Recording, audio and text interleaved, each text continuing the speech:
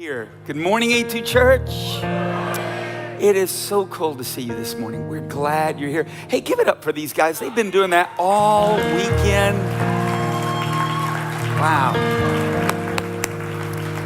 Freddie, if I could just walk as cool as you, I would be ready. So Nathan mentioned Good Friday. This is pretty cool, and I forgot to share it last experience, but we've did our first book at A2 Church. This is it, The Week That Changed the World. And here's the deal. It's 66 pages, so it's not like a massive book, but it's the first book, which is something. So we want to sow that into you, so when you leave, as long as they last, you can have one of these, pick it up. It's out there in the foyer. It takes you through the final week of Jesus' life. And I'll tell you what I'll do, what's not in the book, I'll try to give you the exclamation point at the end of it all, which is what we've gathered to celebrate this morning, which is Easter Sunday, right? So let me try to give you Easter in a nutshell. Never get tired of saying this kind of stuff. God loved us and he created us to be in a relationship with him. The evil one tempted Adam and Eve to doubt God's love, and he's been tempting people since to doubt the massive love of God. They bought Satan's lie. They doubted the love of God. They went their own way, rebelled against God. We've all done the same thing. I know I've done it. Incredibly, God refused to give up on them. He refuses to give up on us because God loves us with a never stopping, never giving up, always and forever kind of love. So God promised right then, right there, I'm going to send a rescuer. And he did. He sent Jesus. Jesus, the one and only God man. Jesus Christ came. He lived the life you and I could never live. He died the death we deserve to die. He taught like nobody has ever taught. He loved like nobody has ever loved. His heart was captured for people like you, people like me. On Friday, his commitment to the purpose and plan of God got him arrested. On Friday, if you were here Friday evening, you heard this. On Friday, he was beaten, he was mocked, he was tortured. On Friday, he was crucified. His heart stopped beating. On Friday, it looked like evil and injustice would write the final words in his story. On Friday, they lowered his body into a borrowed grave, but that was only Friday. I love the way Bob Goff described it this week. He wrote this in his Twitter feed. Darkness fell, his friends scattered, hope seemed lost, but heaven just started counting to 3. Isn't that a good word? Because on Sunday, a stone got rolled away. On Sunday, death lost its sting. The grave lost its victory. On Sunday, hell was defeated. Death was dethroned. Darkness was derailed. The devil was demolished. The grave was emptied. On Sunday, the prophets were validated. The soldiers were aggravated. The disciples were animated. Evil was decimated. On Sunday, sin lost, shame died, and hope soared. On Sunday, Jesus rose from the dead, eternally disarming the destructive powers of sin, death, hell, and the grave. Sin couldn't tempt him. Death couldn't defeat him. Hell was no match for him. The grave could not keep him. That's why we've called this entire weekend, Ain't No Grave. We know it's not good English, but it gets the point across. He's alive. Let's one more time. Give Jesus a big clap offering.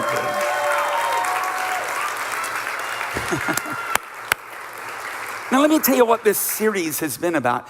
It's about how even the most seemingly impossible challenges and situations because of Jesus are never truly hopeless.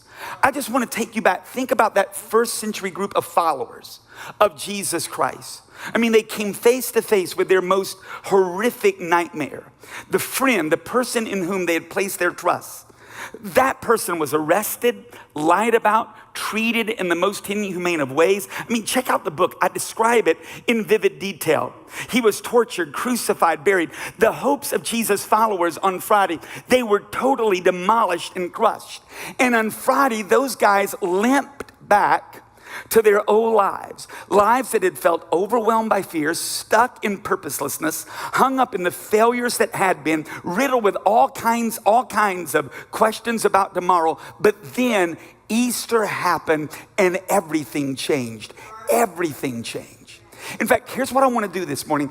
I want to hang out in seven verses that were written by an eyewitness to these events. It's Matthew chapter 28, verse number 1, all the way through verse number 7. I want you to see how God changed the lives of people whose hopes had been devastated. But then the resurrection happened and hope gets reignited. Here's Matthew 28, verse number 1. Early on Sunday morning, as the new day was dawning, Mary Magdalene and the other Mary went to visit the tomb of Jesus. This is really cool about the resurrection narratives. All four Gospels, Matthew, Mark, Luke, John, all four tell us that it was a group of women who went to visit the tomb. Matthew says it was two. Mark adds a girl by the name of Salome. Another writer adds another girl by the name of Joanna. One author says it was a group of girls. There could have been anywhere from 2 to 6 girls who go to visit the tomb. Now, girls, let me just talk to the girls in the room for just a moment. Girls, if there ever was a reason for you to love the Bible, this is one of those reasons. Because in the first century, the testimony of a woman wasn't even allowed in a court of law. The only reason for Matthew, Mark, Luke, John to tell us that it was women who visited the tomb, that it was one woman who announced Jesus' resurrection, was the fact that it played out like that, because this didn't bolster their case in the first century. Here's the cool thing. The only people that act semi-courageous in the Jesus story after his death were the women. Guys, we largely wimped out. But the women went to the tomb and they were going there to anoint Jesus' body. This was part of their burial custom. Matthew 28 verse 2 is my favorite verse in the entire resurrection narrative. Here's what it says. Bring it up if you would. Matthew 28, 2. And here's what I'd like you to do. I'd like for you to say this out loud and together with me, because it's such a cool verse. It makes me smile every time I read it. I love the way Jesus is vindicated. I love the way hell just gets slapped in the face. I just love this verse. So let's read it out loud and together. Suddenly, there was a great earthquake, for an angel of the Lord came down from heaven, rolled aside the stone, and sat on it. That's just good news. Now, here's what the Gospel of Mark says was going through the minds of this group of women as they went to the tomb of Jesus. Bring up Mark 16. Yeah, there it is. They were asking themselves all the way to the tomb, who will roll the stone away for us? That was the conversation. They were asking that question because in their minds, they faced 3 overwhelming challenges. Here they are. You might want to jot them down. Number 1, the stone was massive. According to several scholars, the stone was moved into position by weight and gravity. And after it was moved into position, it may have taken as many as 20 men to move it back out of position. So when these women ask one another, who's going to move the stone away for us? They're asking themselves, hey, where will we ever find enough men to move away the stone? That was problem number 1. Problem number 2. The seal of the Roman government had been placed on the tomb. That's critical information. See, Roman guards would have inspected the tomb before sealing that tomb. And sealing the tomb required that a cord be stretched across the rock, fastened at each end with sealing clay, and then the clay packs were stamped with the official signet of the Roman governor. And that seal was an official and public testimony that Jesus was actually dead and Jesus was actually in the tomb. It also verified the fact that anybody who messes with this tomb, you're messing with Rome, and it's messing with Rome under penalty of death. So when these girls ask, who will roll the stone away for us? They're also saying this, we got a legal problem. We don't have the right or authority, even if we could find the men, we don't have the right or authority to roll away the stone. They've also got a third problem. It's the entrance of the tomb was heavily guarded. See, in the resurrection narratives, here's what the Bible tells us. They tell us that right after Jesus died, after the religious leaders observed Sabbath, because religious people, they want to look good rather than be good. After that, the next day, after they finished the observance of Sabbath, they actually went to Pontius Pilate, the governor, and they requested that he dispatch a guard to guard the tomb because the religious leaders said, hey, these rascally disciples, Jesus said when he was alive that he might die, but then he would rise again. And it's just like that bunch of no good guys to steal his body and then perpetrate a myth that Jesus is alive. So would you dispatch a guard? And Pilate okayed it. And scholars, they're uncertain. They're disagreed as to whether it was a temple guard or Roman guard that was dispatched. But let me tell you about both. If it was a temple guard, it was the equivalent of Mossad. I mean, we're talking about 10 heavily trained Levites who could take out anybody. If it was a Roman guard, it was a unit of at least 16. Think in terms of Navy SEAL Team 6. Think in terms of Army Delta Forces. We're talking about the best of the best of the best. And if anybody crossed them, they were going to take them out. So when the women said, who will roll away the stone for us? They were also admitting this. We're outmanned, we're outnumbered. When we get there, the only thing that's driving us there is love, because we don't have a chance. There's a massive stone. It's got the Roman seal attached to it, and it's guarded by a group of people. Let me just ask you something. Anybody here ever felt like you were up against an impossible situation? Maybe it was a diagnosis. Maybe it's a financial problem. Maybe it's overwhelming debt. Maybe it's a marriage that feels incredibly stale. Maybe it's a relationship that has went south, but you feel like you're up against an impossible situation. If so, you can relate to these women. They were asking, who will roll the stone away for us? Maybe you're here this morning and you're wondering, who can possibly get me out of this mess? I'm all out of hope. I'm all out of options. That's why we'll go back to Matthew 28, verse 2 and what it says. Let's read it one more time out loud and together, because this is good. Suddenly, there was a great earthquake, for an angel of the Lord came down from heaven, rolled aside the stone, and sat on it. Get this, every major problem those girls had vanished in a suddenly type moment. See, massive stones are no problem for a great earthquake. A lack of authority and power is no problem for the God who is sovereign, who is large and in charge. God didn't need the approval of Rome to break that seal, because Rome didn't put him in office and Rome couldn't vote him out of office. And finally, whether it was members of the Mossad Guard or whether it was members of SEAL Team 6, when the angel showed up in bright, dazzling white, they all went face down in the dirt. Hey, whether they fainted or not, it didn't matter. They were not looking up. They were petrified in this moment. Suddenly, an angel of the Lord. Let's finish the next few verses. Suddenly, an angel of the Lord came down from heaven, rolled aside the stone, sat on it. His face shone like lightning. His clothes, they were white as snow. The guards shook with fear when they saw him. They fell into a dead faint. It's important to point out, these girls weren't going there because they expected something different. They were going there to say one last goodbye. They expected more of the same old, more disappointed hopes, more unfulfilled dreams, more regret about failures of the past, more fear, more anxiety, more uncertainty, more purposelessness.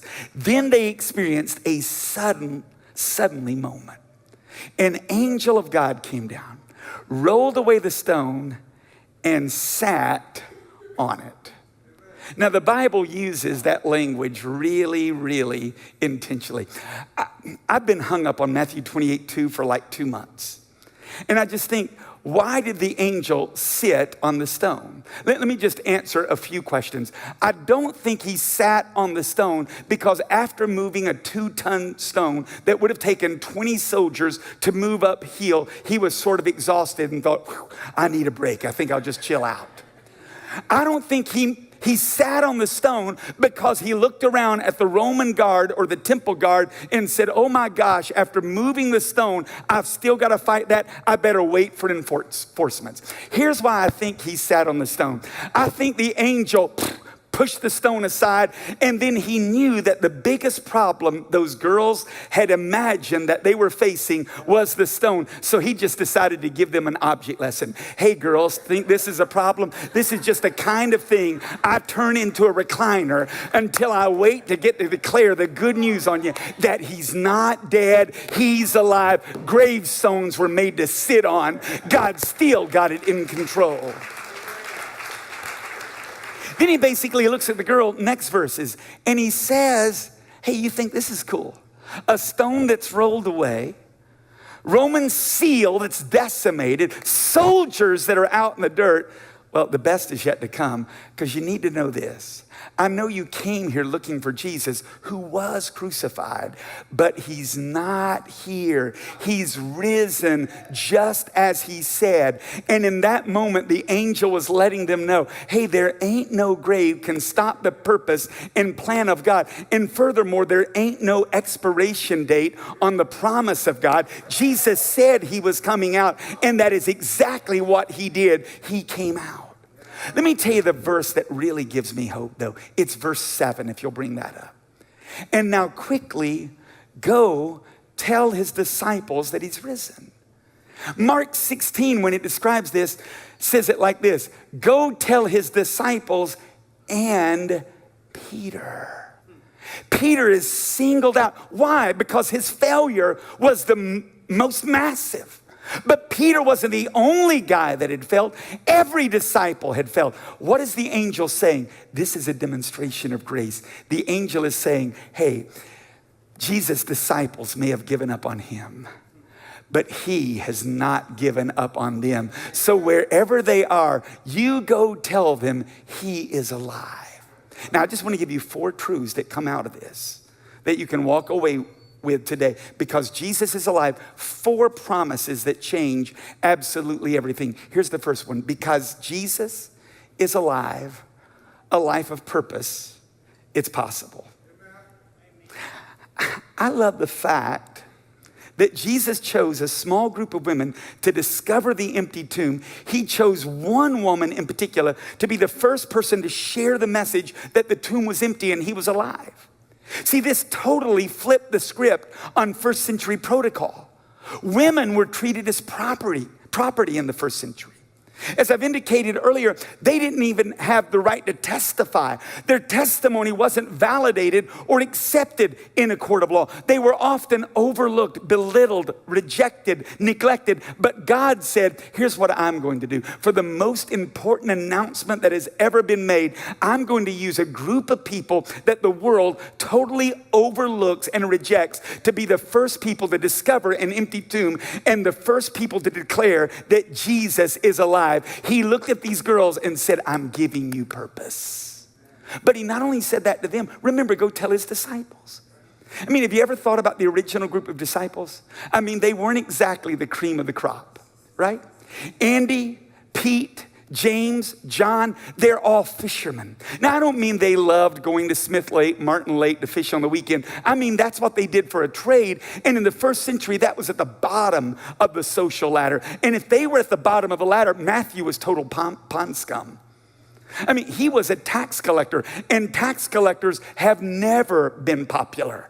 And these are the people Jesus uses and commissions to share the message. Why? He's letting us know people the world rejects, overlooks, neglects. These are the raw material that I take, I transform, I use to give purpose to so that they can share the message. Here's the first message from an empty tomb. A life of purpose is possible. Let me try to demonstrate it personally. This is Danny, Jen, and Isabella Barris. Aren't they beautiful? Give them a hand. Let me tell you something about this beautiful family. They're from Miami, Florida. And Danny is Puerto Rican, and he was raised in a Christian church, but he became disillusioned in his teens. Jen is Jewish, both sides of the family, mom and dad, fully Jewish. In high school, however, interestingly enough, Jen started to be drawn towards Christianity. Talk about miracles. Dan and Jen met in a country music club in South Florida.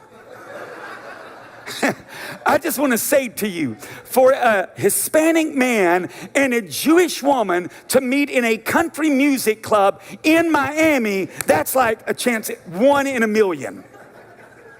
But they did, and they hit it off. 2 years later, they were married.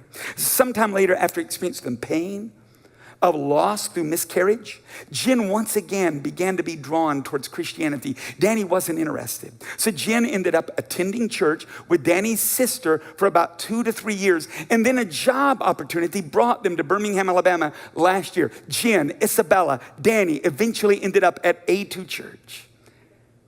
Jen surrendered her life to Jesus in fall of 2018.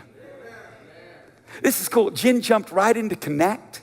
She went all the way through Connect. She ended up on the A team. She started serving in A2 Kids, serving in guest services. And I love this part of the story. Just like God used a group of women to go back and share with men the fact that Jesus was alive. Danny told me a few nights ago that God used my wife to come back into our family, to share faith and bring me along. Danny also surrendered his life to Jesus in the fall of 2018.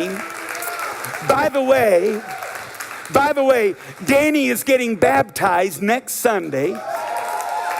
He told me, he said, my wife fully plugged in. She did Connect, she's serving. So I'm attending Connect in May. I can't wait to start serving. Jesus showed them both that a life of purpose is possible because he's risen from the dead. Second thing that's possible because Jesus is alive. Power to face your greatest challenge is available. Power to face your greatest challenge. Let me just ask, anybody here feel like your life is out of control? Do you feel like that group of girls visiting the tomb? I mean, you're powerless. I lack the power to change my situation. You need to know this. You were never meant to live life in your own power. Power is available. Let me give you an amazing statement Paul made in Ephesians 1.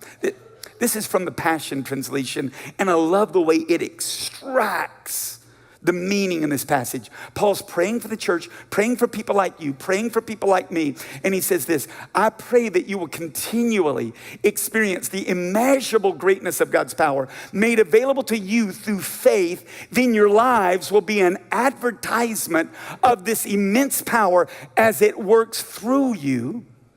Next screen, please. This is the mighty power that was released when God raised Jesus from the dead. Do you get what Paul is saying? He's saying the same power is available for you to live your life as the power that brought Jesus out of the grave. All you need to do is access it.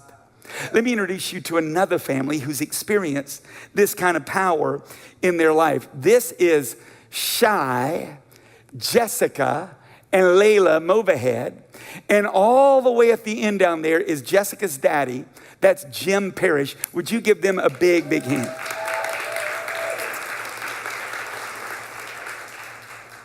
Let me tell you about this family. Jessica recently wrote me this. My father, my brother, myself fell apart, drifted away when my mom passed away. Jessica's mom, Jim's wife, Connie, passed away after a 4-year-long battle with cancer. 2015. Jim and Connie, by the way, they were just 2 months shy of their 42nd wedding anniversary when she passed. Jessica wrote, after my mom's passing, we didn't draw closer during our time of grief like most would hope a family does. We divided, unable to understand one another's grief because though we were grieving the loss of the same person, we each had a different relationship with her and we lacked compassion and understanding for one another. Well, Jim's brother Jason, who's also a part of A2 Church, began inviting Jim to A2 Church. And I love this part of the story. Jim ended up showing up on his first Sunday, and Jason wasn't even here. That's just the way it works sometimes. Back to Jessica's text. Jim came, and Jim immediately the Holy Spirit drew Jim immediately to Jesus. Jessica wrote me, I've watched my father become such an amazing man the past 3 years, a loving, gentle, calm, and smiling man, a joyful believer, and a powerful prayer warrior. I stood back and said, yeah, he drank the Kool-Aid, and I misunderstood his faith for years. I've even asked him not to sing those Jesus songs to my daughter because I didn't understand. Thank God for my hard-headed dad who never stopped praying for me. My dad's relationship with Jesus had brought him so much joy, peace, and healing that he wanted me to experience it too. And one by one, God saved my family, turning non-believers into Jesus-loving people. Is that awesome? Get this. Jessica surrendered her life to Jesus in September 2018. She followed Jesus in water baptism in October of 2018. Now, the story is really cool because her husband, that good-looking dude on the end, he was coming with her every week. Now, Shai was born in Iraq, knew nothing about the Christian faith. But he would come with Jessica and he would sit in the service and he would cry. Now, when they were sharing with me this story, this was interesting to me.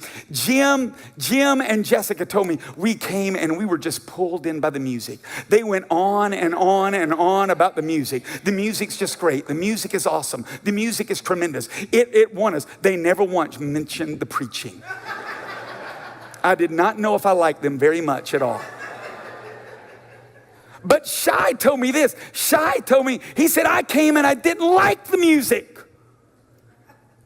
He had watched some sitcom where they make fun of Christian music. And he said, those were my ideas as I listened to music. I just thought about that cartoon that I'd watched so many times. And then the Lord started tearing down walls one after the other.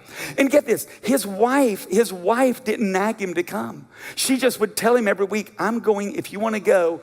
And he was seeing radical change. He said, I saw that when she was under stress, she didn't resort to being mean or impolite or any of these things. There was a grace, and I thought, I've got to go just to see what's happening. But he said, I was questioning everything in my mind because I didn't know how it worked. I heard about God, and I would regularly talk to God. Then I heard about Jesus, and I didn't understand how the Jesus and God thing worked. And then one Sunday, he showed up when we did a series called Sharing Faith, and I shared with believers the message of the gospel.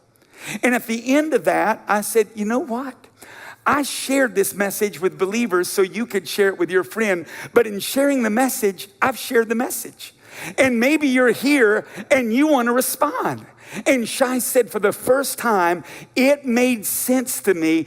He surrendered his life to Jesus. You know when I received that text? I received it on the day. Even though Jim had surrendered his life to Jesus in 2015, for some reason he didn't follow through with baptism. And on March the 24th, we had the privilege of baptizing both Shai and Jim. That's what Jessica was writing about. Jessica ended with these words, thank you, thank you, thank you. Today, victory is his. I'll never forget today. You see, Jim, Shai, Jessica, Layla, they know that because Jesus is alive, they have power to face their greatest challenges, even the loss of a family member. Third reality, because Jesus is alive. Failure is never final. Isn't that good news? I mean, failure is a powerful word. It gets used in all kinds of ways. For instance, some of us have experienced failed marriages, failed businesses, failing health, failed relationships, failing grades, moral failure. In fact, because it's Easter and I know we're all so comfortable with one another, that was a joke. You can laugh. Let me just lead us in mass confession, okay? Here it is. If you've ever failed a test, gotten cut from a team, failed to make the audition that you went out for, if you didn't get the job that you applied for, or you were passed over for a promotion that you know you deserve, if any of those apply to you, raise your hand up really high. I just want to see if we've got any fellow failures in the room. Thank you very much. You can put down your hand. Now the rest of us, if you've ever acted impatiently with a 3-year-old, let me just see if, yeah. If you've ever slept during a message in which you wish you had stayed awake, if you've ever stayed awake in a message in which you had slept, if you've ever ate with the wrong fork, ever ate gluten, if you've ever gotten frustrated and uttered a curse word, if you've ever experienced an athletic, moral, academic, social, relational, financial, or vocational failure, how about you raise up your hand? Hey, let's do one more. If you've never failed in your life, but the person sitting close to you looks like a total wreck, raise up. No, just keep your hand right there. Wasn't this the cool thing about this year's Masters? Oh my gosh, I'm not even a golf guy. I don't like golf. I tried to play when I was in South Florida. It was horrible. There was no hope for me. A guy told me, I'll pay for your lessons. I'm like, you would be paying the rest of your life. I'm never going to be good. But this year, for some reason, on Friday, I was captivated. I was drawn in. And I don't know, I'm not saying I had a prophetic word, but dude, I knew something was boiling. I could feel it right here in my chest. Because it's not like me to watch golf. It's not like me to nervously tune into Sports Center in the evening to see how Tiger's doing, but I track with it. And then when I got home from church Sunday, first thing I could do is find it on television. And then I heard the announcement. And oh my gosh, it just overwhelmed me. So I wrote the next morning these words. I love redemption stories. Maybe you failed. Maybe it was your fault. Maybe it was somebody else's fault. Maybe somebody sinned against you, wounded you more deeply than you ever thought possible. Maybe it was time. Maybe it was age. Maybe you've thought about quitting. Maybe you've thought about giving up. Maybe people have told you to. Maybe people have smiled or smirked, but their faces said you're a has-been, your history washed out, washed up. While I'm not a golf fan, I do love stories like those that played out at the Masters. Tiger Woods fighting his way back from failure, addiction, and the voices both inside his head and in the stands silently screaming or even publicly chiding, it's over, you're done, your history, you're a has-been. Somehow, Tiger shut out the voices, won his 5th green jacket. Instead of being history, he made history. And here's the point, redemption stories aren't just for Tiger, they're for me and you, because Jesus is alive. We can live again, we can breathe again, we can win again. Let me show you one more family.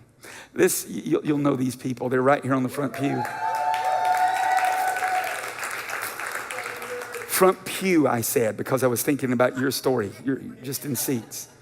Kathy was raised in a devoutly Catholic home, but she became Catholic in name only in her teens. Greg was a formally church Christian when they married, but 2 years into marriage, he was irresistibly drawn to Jesus. He surrendered his life. He began attending Shades Mountain Independent Church, and he was all in. Kathy wasn't having it. And for 4 years, she was conflicted. Sometimes she would even nag Greg about his involvement in things like outreach, saying stuff to him. She told me this, not Greg. Saying stuff to Greg like this, you're always at the church. Why don't you just move your bed up there?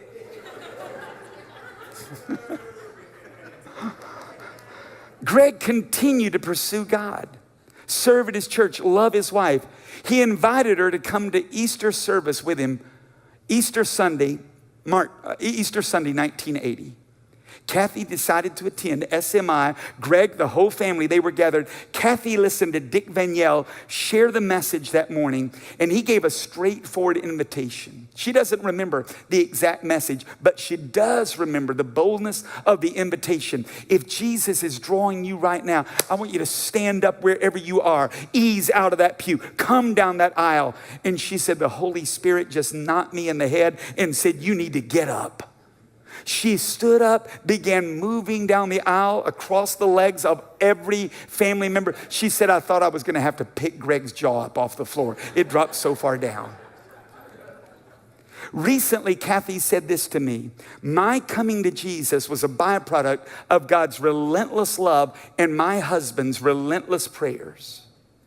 Kathy made a decision to follow Jesus 39 years ago today. Today. That was her decision. That was her day. Today can be your day. And what's amazing, she told me, over these last 39 years, yes, we faced problems, setbacks, failures in business, marriage, and in life, but God has been faithful. They have 2 children, a son and his family, and this morning in the early experience, their daughter Jennifer was here. Now this is a really cool story. Jennifer spent 27 years in addiction, but 2 years ago, she surrendered her life to Jesus. She is 2 years clean. Furthermore, she's been hired by one of the largest, most respected drug rehab centers in Birmingham, where God is using her to lead people to the same kind of freedom He gave her. Failure is never final because of Jesus.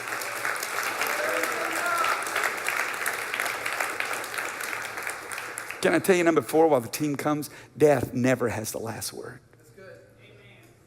Because Jesus is alive. Death never has the last word. Now, remember the problem that those women experienced when they went to the tomb? Massive stone, a lack of power, a lack of authority. They were outmanned, outnumbered. That was the women. The women went back and told the men, and at first the men, they didn't believe. In fact, it took several announcements and even several post-resurrection appearances of Jesus before the men actually bought in and believed. But one guy who had failed so miserably bought in big time. His name, Peter. The guy who denies Jesus 3 times. The guy who flees the scene. Well, when Jesus appears to him repeatedly, Peter's heart is melted.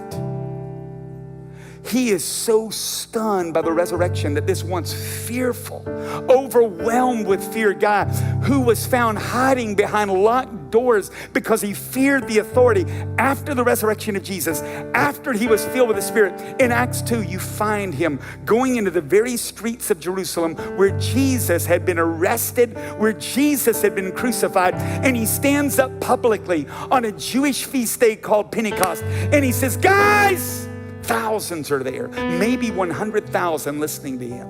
The same Jesus you crucified, God raised up. I'm a witness of this. And then he made this statement, Acts 2, verse number 24.